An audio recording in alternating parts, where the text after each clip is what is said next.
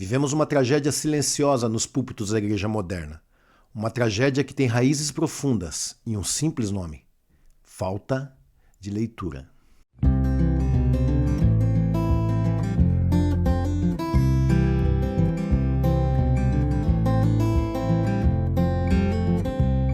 Olá, meus nobres! Hoje eu quero conversar com vocês sobre um assunto sério, direto e urgente.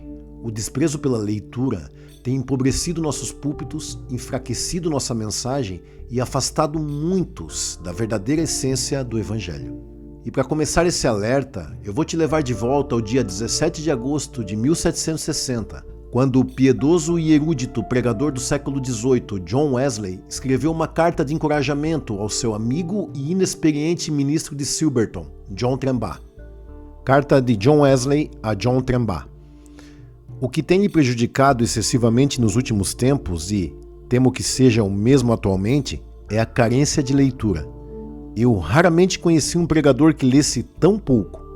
E talvez, por negligenciar a leitura, você tenha perdido o gosto por ela. Por esta razão, o seu talento na pregação não se desenvolve. Você é apenas o mesmo de há 7 anos. É vigoroso, mas não é profundo. Há pouca variedade. Não há sequência de argumentos. Só a leitura pode suprir essa deficiência, juntamente com a meditação e a oração diária. Você engana a si mesmo omitindo isso. Você nunca poderá ser um pregador fecundo, nem mesmo um crente completo. Vamos, comece. Estabeleça um horário para exercícios pessoais. Poderá adquirir o gosto que não tem. O que no início é tedioso, será agradável posteriormente. Quer goste ou não, leia e ore diariamente. É para a sua vida. Não há outro caminho. Caso contrário, você será sempre um frívolo, medíocre e superficial pregador. Isso foi no século XVIII, mas parece que Wesley escreveu essa carta ontem, não é? Hoje é comum ver púlpitos ocupados por pregadores despreparados, sermões rasos, versículos fora do contexto, frases de efeito. E no meio pentecostal, o problema torna-se ainda mais evidente. E claro que aqui não estou generalizando, pois conheço muitos pregadores pentecostais que possuem um excelente nível de cultura e um profundo conhecimento bíblico. Mas é muito comum presenciar casos em que a falta de conteúdo é maquiada com gritos, sopros no microfone e até atos de encenação. Tudo isso com o claro objetivo de emocionar. O problema é que, quando a emoção acaba, o efeito também desaparece. Muito vigor, porém pouca substância. E o pior, em nome de algumas supostas revelações, às vezes é pregado até o que contradiz as Escrituras. Como diria Arnaldo César Coelho, a regra é clara.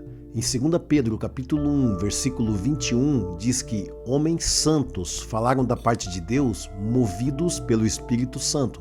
Ora, se cremos que Deus inspirou os escritores bíblicos, é óbvio concluir que ele jamais daria a alguém uma mensagem que contradissesse a sua palavra.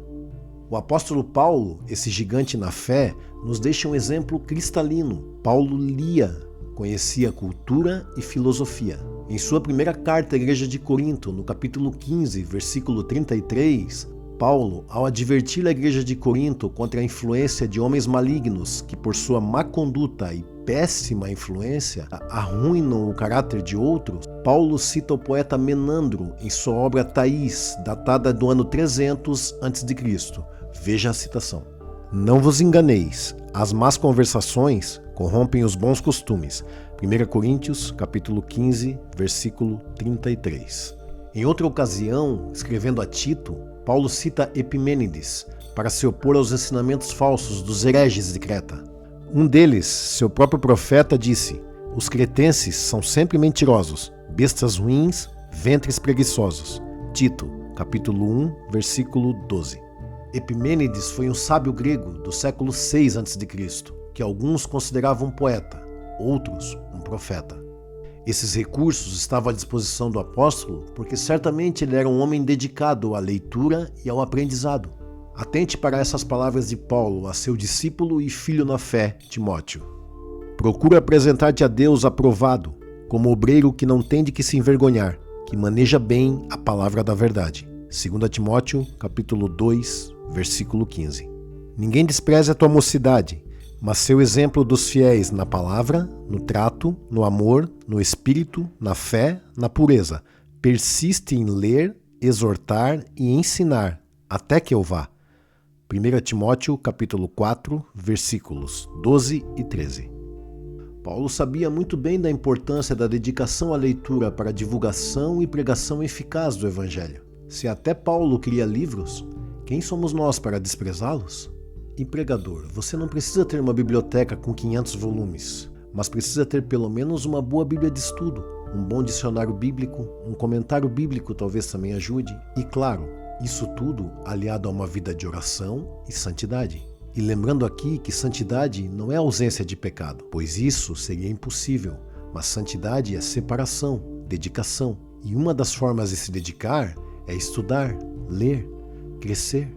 E caminhamos para o encerramento desse vídeo com uma citação de Charles Spurgeon, conhecido como o Príncipe dos Pregadores. Veja o que ele escreveu acerca do apóstolo Paulo.